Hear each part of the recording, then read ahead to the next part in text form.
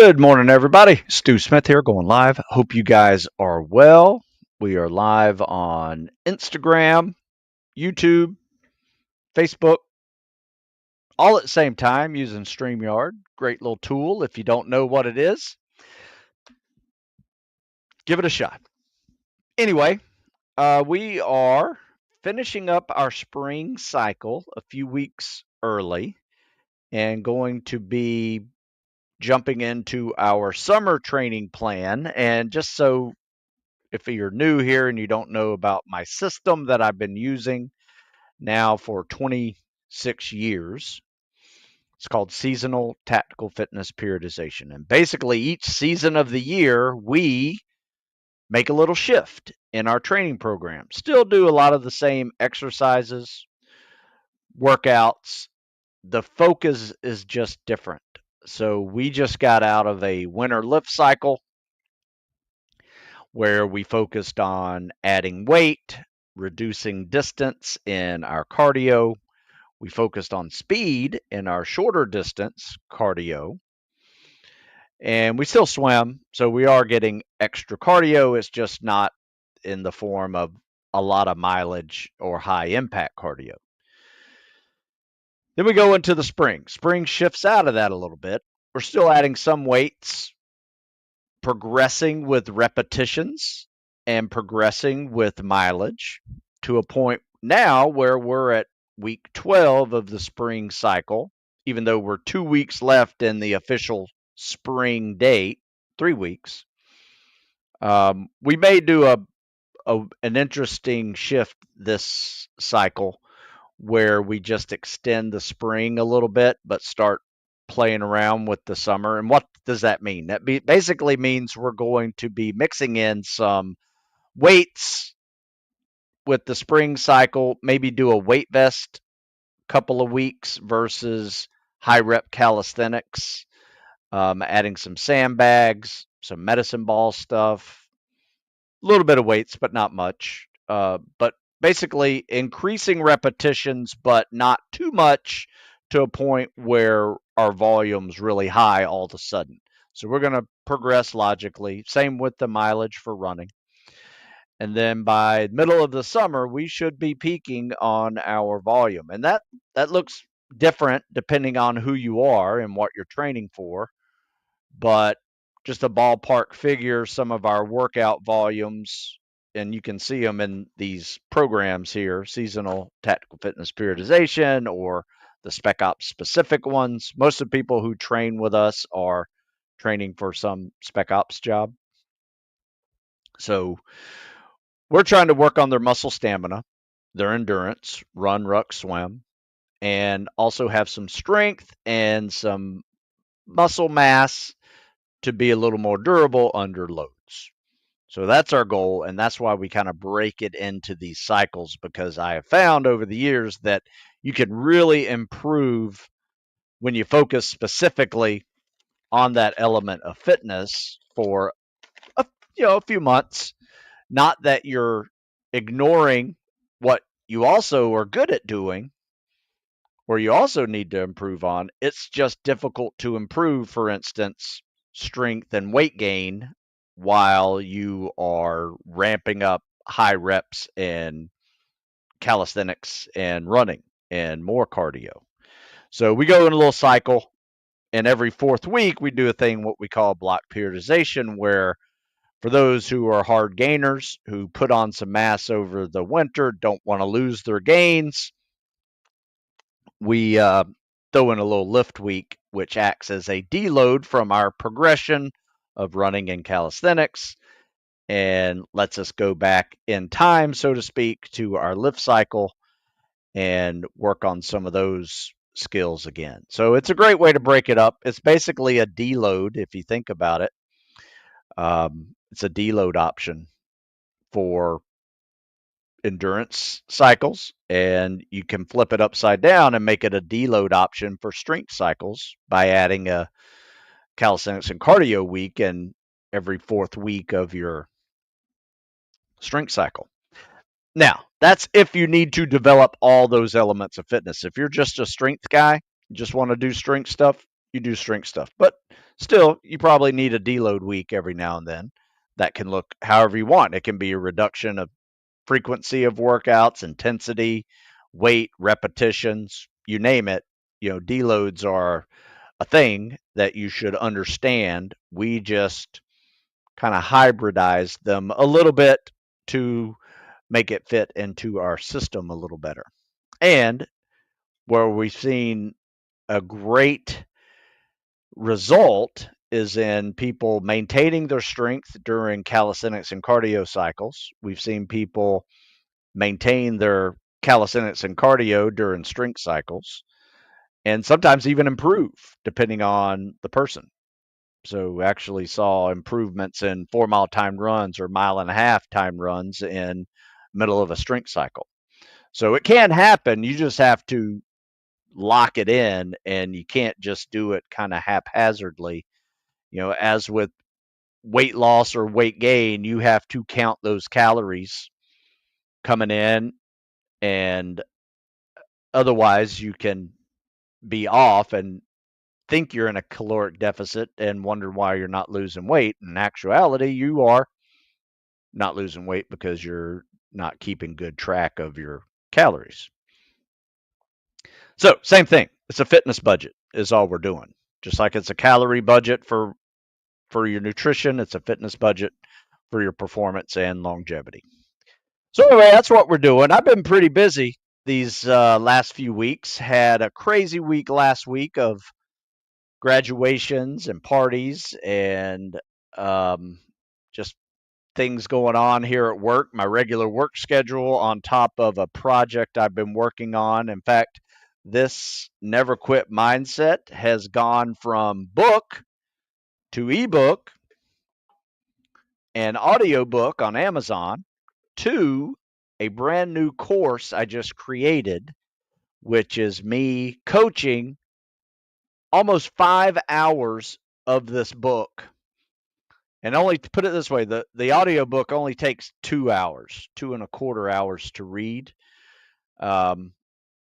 This course that I created is over a little over 5 hours, 4.5, 5 hours. Lots of Q&A questions in there from folks over the years. Each chapter is discussed and more stories are involved, and coaching journey, personal journeys personal experience I've had with the never quit mindset, building mental toughness and coaching it. And it's really 43 years of me coaching in those 5 hours. And it's not free, but it is worth it. And, if you want to, before you pull the trigger on the course, get the book. It's a great read. It's quick.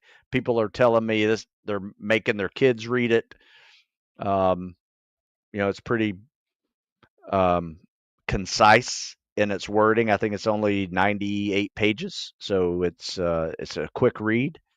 But there are things in this program that there's a reference page in every chapter that you should go back to regularly and just say, oh, I can do this, this, and this to better my issues that I have with personal doubt. I can do this, this, and this to better my issues that I have with fear of failing. Or this is how I'm going to know if I'm actually ready. So that's what I've been doing. And it's been a crazy 10 days trying to figure all that out and get it up and running and enjoy my son graduating college and all those things. So now we're back at it. So this is a combination of me answering questions and me showing some combat swimmer stroke videos. So I would like to take a few questions here and then go into the CSS videos that I have locked up for you guys. I think I have five videos here, it looks like. Yeah. Some I have not watched yet, so it'll be a first time critique for you guys and me. Butters says, "Good morning, Stu. Is a good idea to change sit-ups for four count flutter kicks in the pyramid workout, maybe every other time." Oh yeah, absolutely.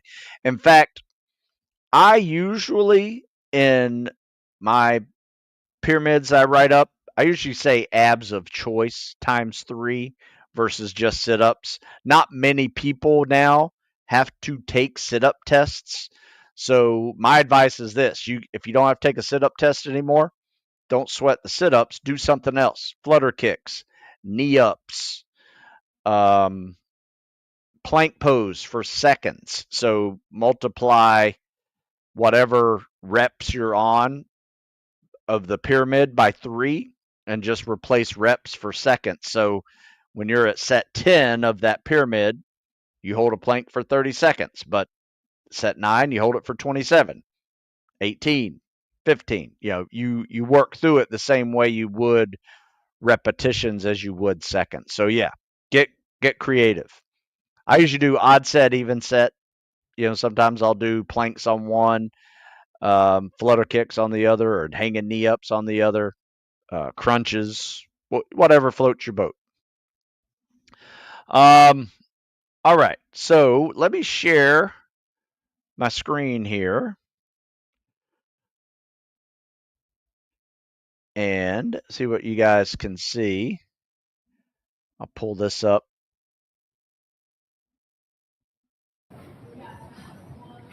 Loud. All right, so we got a good kick off the wall. Yeah, those little kicks there, looks like little breaststroke kicks. Not ineffective, but I don't know if they're needed. They don't look like a big. That's not a dolphin kick if you're trying to do a dolphin kick. All right, so we got top arm, bottom arm, kick and glide. I think that bottom arm's way too big because notice what happens. You got this top arm, you're breathing, you got this weird pause in between the stroke. That needs to go a little bit quicker. You're also plowing the surface with your back when you're in the glide position, and that's not helping. Um, it's not helping your speed. It's like swimming with the brakes on. Top arm, bottom. Yeah, see how big that bottom arm is? It goes all the way down to your pants or shorts. It just needs to be a skull. Very little effort needs to be in that bottom arm. That's going to keep the timing up a little better. You need to go deeper during these glides because you're just plowing. I like the breaststroke kick, but you can get more out of it and be able to hold that glide a little longer if you just get underwater. Now that's good. Like notice when you're gliding, you're just plowing with your head and you got no glide. 1 Mississippi, 2. Yeah, so you're pulling on 2. I try to pull on 3. Could be a little more efficient. Overall, not bad. This is a way to do it. I'm not a big breaststroker, so this is a way to do it without fins. However, if you're going to a dive school or anything rescue swimming that requires finning, you're going to need to learn flutter kicks or scissor kicks with your fins on because it's the only way to kick.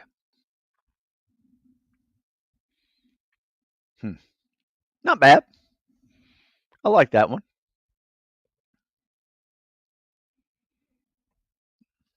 All right, so next one I'll have queued up. Hang on. This is me critiquing somebody. I'll do that one in a minute. Let me see if I got some more questions here. Any recommendations for mid back pain after rucks? Yeah, start doing mobility work. We do hip, knee, ankle, back, shoulder mobility movements. After workouts. Uh, I mean, things as basic as toe touches, the world's greatest stretch with a twist. Um, we also do some light strengthening exercises we call the PT reset. If you haven't heard of that, you can Google it. It's a thing. And it's exercises like planking, little laying on your belly and doing swimmer flutter kicks. Um, some upper back stuff like reverse push-ups and arm haulers. So got to think of your core as an entire system. And when you have a ruck on, it is going to affect everything from your shoulders down to your hips. Well, down to your feet, really. But as far as the core system is being affected, everything in between. So it's not just middle lower back, abs, obliques. It's all of that needs to work well together when you're load bearing. So farmer walks are a really good way to strengthen it. So it might be a strengthening slash mobility flexibility issue too. So make sure you're addressing it with actual strengthening exercises and mobility flexibility exercises. Best way to recover from cardio strength smoke sessions and 4-mile run. Wait time in between 25 minutes. This is for the Ranger pre-assessment. My advice is hydrate, get some electrolytes, especially if you're sweating, and get some sugar, some carbs. That's going to help fuel you so you don't bonk on anything, especially if you've done sprints or heavy lifting, things that are really sucking up some glycogen and blood sugar on you. You may not have enough to go anaerobic on that 4-mile timed run to pick up your pace if you're not fueled right. So my advice is fuel and just keep moving. Don't sit down too long. Keep moving, get the blood flow back to your legs versus being all pumped up in your upper body. Take a little walk, a little jog, stretch out. All of those things are going to be very helpful for you as you prepare your body for the final event of that Ranger pre-assessment. Does that make sense?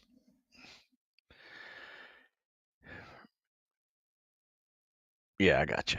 Let's see. Hey, Stu, used a lot of your stuff in your books to help me. Just secured Hell Week last week. Nice. Good job. Yeah, we had a bunch of our guys in that class, and they all made it. So great job. Good morning, Stu. Just wanted to say my buddy used your pull-up pyramid workout, broke the Hell Week record for pull-ups by getting 26 on Wednesday. Nice. Always like to hear that. That's one way to do it. I will tell you. Pyramids will help you progress logically as well, where you're not doing too much. Butter says, any ideas how to prepare for water confidence alone, breath holding, underwater swims? I personally don't recommend doing many breath holds, if any, by yourself. Just have somebody nearby, because all it takes is you to push yourself too hard and you are unconscious underwater, and that usually doesn't end well for people. But if you read this article, this is a great one. In fact, it is drown proofing. The title of it is called Workouts and Techniques That Help You Drown Proof Safely. And drown proof is really just another word for water competency, because it's everything from treading and bouncing and tying your hands up, all that stuff. All right, so I've been doing your training plans for quite some time and seeing there's not really any long distance stuff. Is that something you don't recommend, or is it just not most optimal? Well, it depends on what you're doing. I mean, you can go add some long distance to it. I'm just trying to work on people's pace and performance. And some people could actually get away with adding a long, slow distance run. I personally, just from most people that I coach and in these generic training programs that I make, I try to give people options not to do that and replace their aerobic base training with more non-impact cardio.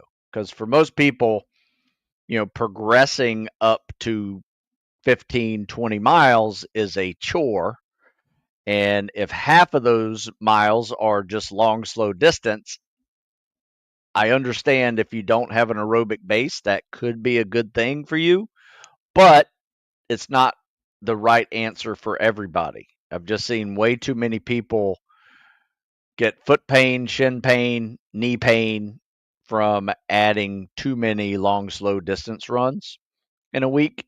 And what's too many, what's just right, I just don't do it. I would rather do it with biking and rowing and elliptical than adding another 10 miles to someone's running when I'm trying to get them faster in their set pace and muscle memory, a 6-minute mile and a 7-minute mile, not necessarily confuse them with a 9 or 10-minute mile. But I'm not saying you shouldn't do it. I'm just saying most people don't adjust well to that. So it's a great question, and I've had this debate with many people, and I've seen people do great with their long, slow distance running added to their workouts. I've seen people do horrible with it, and two things happen.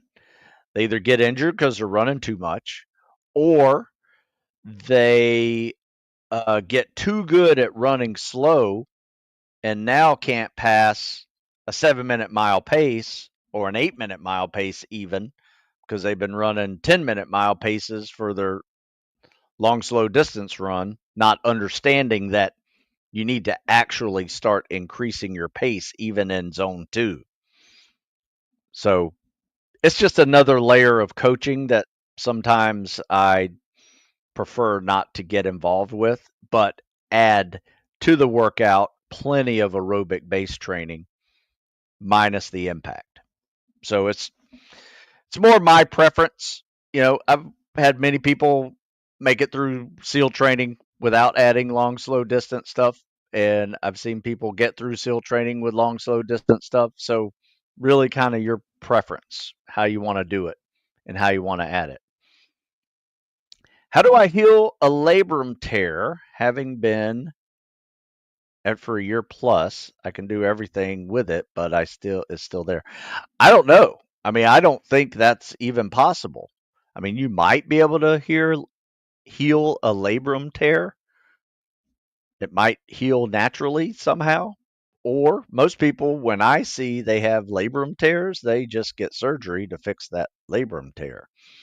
Beauty of it now is you're not disqualified for having a torn labrum.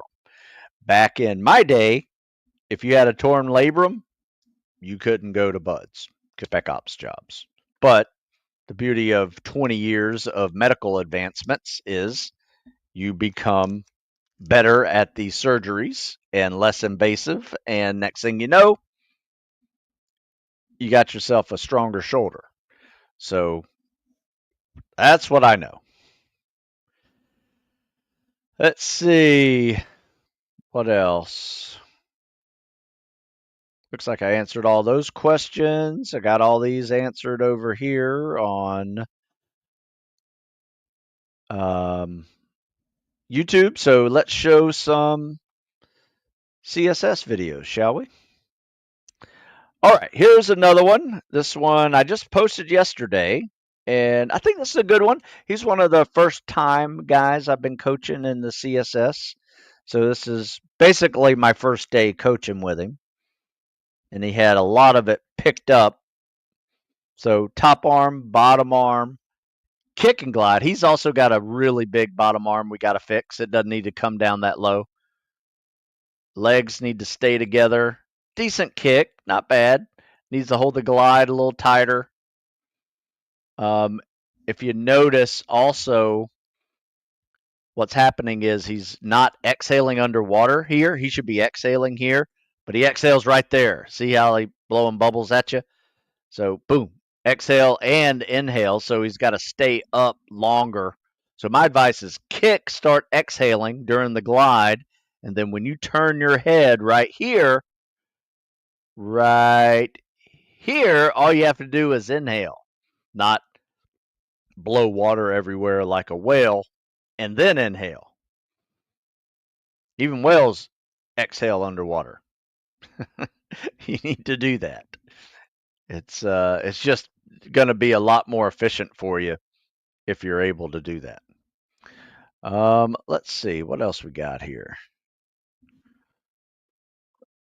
All right, here's another one. I'll show this one. Looks like I don't have any other questions yet.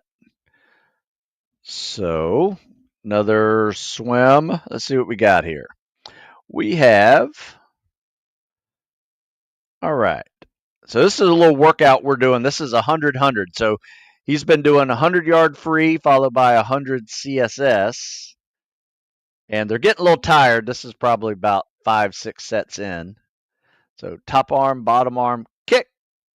Top arm, bottom. See how he's like turns and inhales. Boom. He's got a little bit of an exhale going out, but he doesn't stay up long with that head coming out of the water, exhaling and inhaling. Top arm, bottom arm, kick. Yeah, could work on that a little tighter on the streamline a little bit. He likes to swim on his side. That's perfectly your preference, but I personally like to kind of glide over a little bit during the glide, roll over on my belly a little bit. Yeah, biceps need to be on your ears. So you can see this glide position here is a little loose. Try to straighten those arms out a little bit more. Got a good kick. I mean, I'm being nitpicky here. This isn't a very fast swim. I mean, that was like a minute for a 50. So he usually swims 50-second 50s. And, sub 9 on his 500s. I think he's just getting tired. But what happens when you get tired? You start losing your form. 1 Mississippi, 2 Mississippi pull. And you just get through it. So what this workout does is it really just forces you to try to focus more and be tired. Because those 100 frees going really fast or even skip breathing really take it out of you. And then you try to catch your breath on this 100 here going CSS. There's no rest. And that makes it harder. So give that workout a shot. If 50-50s get easy for you, 50 free followed by 50 CSS, minimal rest. If those get easy and you don't need rest anymore, try 100-100s. If you need a logical progression, you can go 75-75s. We've done that as well. But it's kind of up to you how you want to do it. Let me see what else we have here. I may be able to show one more and then take some questions again. All right. All right, there's a lot going on in this one, so this is a good one to share because some very common issues occur here, and some of them are very serious because it may even be disqualifying. So let's start off with the kick off the wall. You can see what's going on here. All right, that glide position and that recovery. I mean, this glide position here is not good. If you can see your hands while you're gliding, you're not gliding very well because you're going to want to not do this and do this, right? Arms straight, biceps on your ears, and hold that glide. This right here is kind of you're 4 feet deep. So now you're going to have to swim vertical just to come up to breathe at that transition. I'll save that for you. This is, like I said, if you can see your hands when you're about to glide, that is a not good glide. And this little dolphin kick, not really helping you that much. I don't think you really need it. This double arm pull, not good either. Heads up, and then watch this recovery of those arms. Like, I don't know what that was. All right, so top arm, bottom arm, kick. Top arm, bottom arm, kick. And notice this right here. See that? See this right here? Ah, oh, man, just missed it. See that? If your hand leaves the water, it is no longer an underwater recovery stroke. So one of the number one rules of this side stroke, CSS, breaststroke is it has to be an underwater recovery stroke. You cannot do a freestyle arm recovery and it be a legal stroke. I mean, somebody along your journey is going to call you on this and say you failed to swim. If they're nice to you, they'll say change your recovery in the middle of your swim, which is going to take a couple of seconds for you to listen. And if you continue doing it, they're going to say your swim didn't count because it wasn't an underwater recovery stroke. That's about the number one rule you have to follow. From there, it doesn't really matter. Do you flutter kick? Do you do it on your side? Do you do it on your belly? Do you do a breaststroke kick? Do you do a scissor kick? It's kind of up to you. I personally prefer the option where it is the most efficient and I get across that pool in the least amount of work, but in the greatest or the fastest amount of time. So let's see what we got here. Top arm, bottom arm, kick and glide. Bottom arm's good. See the bottom arm, how it just kind of does that little swoop underneath you? I like that. I would say that's probably the best you got on this. That double arm pull just needs to go. Just take it out. So top arm, bottom arm, kick solid. Just you got a lot of kicks going on. All those little dolphin kicks or sorry, scissor kicks can definitely go. Top arm's not bad, but notice what's happening. Whenever you turn to breathe, like watch when your top arm's all the way down, your face is still in the water. You should pretend you have a string tied to your nose and your hand. And when that hand goes past you, it should just pull your face right out of the water alongside of it. So you're just guiding your face, and now you're all the way down. Your face is out of the water. Bring that bottom arm, little scoop while you inhale. That's perfect timing for the inhale. Whereas now, when you do it this way, your hand's all the way down. Now you got to turn, breathe, and bottom arm pull all at the same time, and it usually gets a little clustered. So top arm. But see that long glide there? That's what happens when you don't turn your head. You got this long glide position, which is really a lead arm trail arm glide, which is not that efficient compared to a streamline glide. And then, as you can see, these guys right here, they're resting with a minute tread, no hands in between these sets of 100 hundreds. So that's what everybody's doing. They do 100 free, 100 CSS, rest for a minute, treading no hands, or you can do bottom bouncing or floating. It's up to you. Pick one of the drown proofing events. There you go. I think that's all my videos I got. Let me see. Yeah, looks like that's it. What's the cutoff age nowadays? Same as it's always been. You can go to the official websites and it'll tell you. I mean, it's usually 28, 29, but I've seen some changes up to 30. So it's in that range. But I've also seen age waivers. So depending on how close you are to that, you might have a chance with an age waiver. Does learning a foreign language in college help for BUD/S officer selection? Well, it doesn't hurt for sure. I mean, I had Russian language in my transcripts. I don't think that hurt me at the time, even though it was early 90s. So it might have helped me. I don't know. But put it this way, I never used it once in my SEAL time. Some people did. I had a buddy of mine that was actually involved with training Ukrainians for years, long before things were getting crazy. and training their special forces there, and he spoke Russian and Ukrainian really well. So, yeah, it might be helpful. I think it's helpful, but I don't think it improves your chances of getting selected, if that makes sense. I injured my hamstring a couple of months ago while running track. I feel tightness. Would it be better to fully heal or run lightly?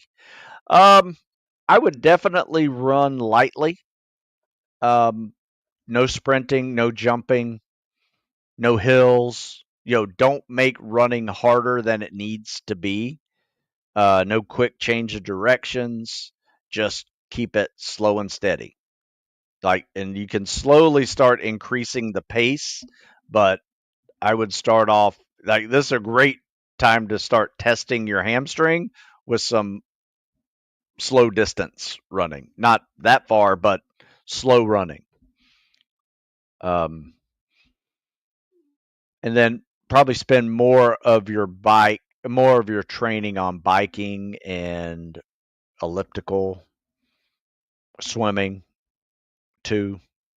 But yeah, and keep on mobility work, foam rolling, massaging, that type of stuff. Don't stretch too much. Do more compression and massage. Uh, massage gun type of thing. That will help. But I wouldn't stretch too much because chances are you probably injured it by stretching it. Usually it's from a stretch reflex type of issue and just needs to let it heal. But don't run fast. For swimming CSS, should you be waiting to lock until you are into your full streamline position?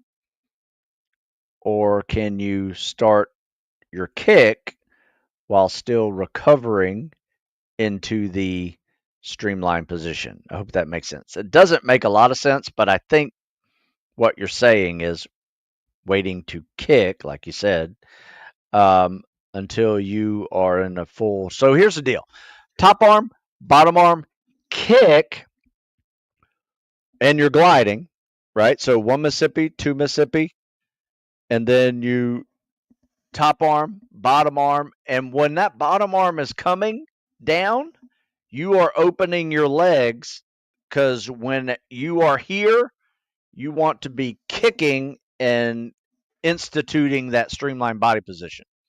Does that make sense? So yeah, you're not just um you're not just streamlined and then you kick. You actually are kicking into the streamlined position, if that is a better explanation. All right. You guys got any more questions? Because I have no more videos to show and a lot more stuff to do today. How many people training with you are going SWIC instead of SEAL? And why do people never mention SWIC as an alternative option? I think it's a great option. I would say probably 5-10% of the folks going SWIC that are here. We usually get a couple of SWIC guys every class, but we have more wanting to go to Buds. We have more wanting to be Marines. We have more wanting to be PJs and CCTs in the Air Force. We have more guys wanting to be Army. So I would say SWIC is not one of the bigger numbers in our groups. Not that we don't allow them to join us. It's just most people don't come to see us that are wanting to go SWIC in the region, I guess. But we get some, not a lot, but some. It is a small community. All right. But yeah, SWIC's a great job. I think it's awesome. Went to a wedding of a SWIC guy. Saw all his SWIC buddies recently. Um, any idea how to arrive at the school mentally ready, not to panic underwater when running out of breath? Yeah, just practice. Keep on practicing. I mean, you're going to see, put it this way. We do this workout here that I just showed you. I put a link to. We do this every Wednesday. I'd recommend doing it every week because the first time you do it, you're going to be winded and trying to bob and float, and I can see panic on people's faces. And then the second time we do it, a little bit less. Third time, in fact, I told a new guy after his first time, he was a little concerned that he was so nervous. I said, relax. In 3 weeks, you won't feel this way. And sure enough, to the third event, when he was doing it, he was like, you're right. Third week was a charm. And it was funny too, because the guy next to him said, yeah, and my 4 mile timed run got faster too. And all you said was, run 4 miles. So he was asking me like, how do I get my 4 mile timed run faster? Should I do mile repeats and 2 mile runs and work on my pace? I said, yeah, you should do all those things, but why don't you just do this? We're already doing those. Don't do more of them. Let's run 4 miles. Get good at running 4 miles. Because the more you run this 4 mile run, the more you'll understand one, it's not long distance anymore. And two, you learn a pace, you learn a strategy. Do you negative split it? Do you pace it out the whole time? Do you start off fast and find your pace? All these little things can be answered, with fueling, hydration, all those little things can be answered if you practice it. And we just started adding 4 mile timed runs to it. And yesterday we did it, and we had guys in the 25s, 26s, where just a month and a half ago they were 28s and 30s. So get to practicing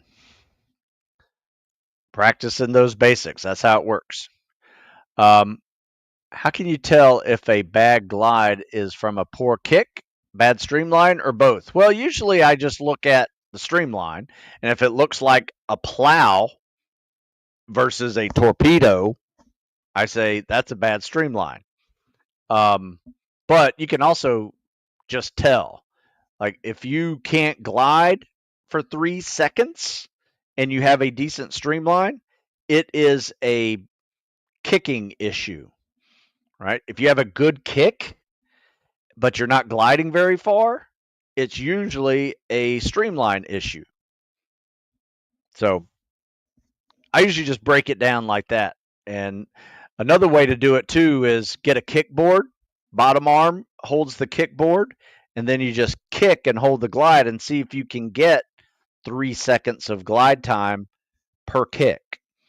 And that's a good way to test your kick too, and practice just focusing on your kick. In fact, there's an article I wrote called Fix Your Kick, CSS Help Fix Your Kick, that's got that swim buoy kickboard drill in it. I passed my swim time from 15 minutes to 11:50. Thanks to you. Well, I will say 11:50 is still slow. You need to get in better swimming shape and work on that technique, because that 11:50 should be 8:50. Especially if you're trying to go to buds. And then get good with fins. But good job. That's a huge improvement. And we all start somewhere. I remember my first 500, I didn't even finish. So good job. And you get better. My fastest 500 was a 640. So you can get much better. Keep on trying. Don't settle for 1150, in other words. All right, folks. Looks like I am done for today. I appreciate your time. You guys go check out StuSmithFitness.com. Use the Live15 coupon code. Save 15%. Got all kinds of good programs out there. Whether you want to be FBI agent or you just want a good training program for Spec Ops, got specifics for Spec Ops as well as Seasonal Tactical FItness Periodization for every season of the year. We got a plan for you. And whatever goals that is, if it's a tactical athlete goal, we got it. Or weight loss. All right, guys. I appreciate your time. Don't forget, Never Quit Mindset. If you haven't seen it yet, read it. Audiobook at Amazon's real easy to listen to, only 2.5 hours. So I will catch you later. You guys have a good week.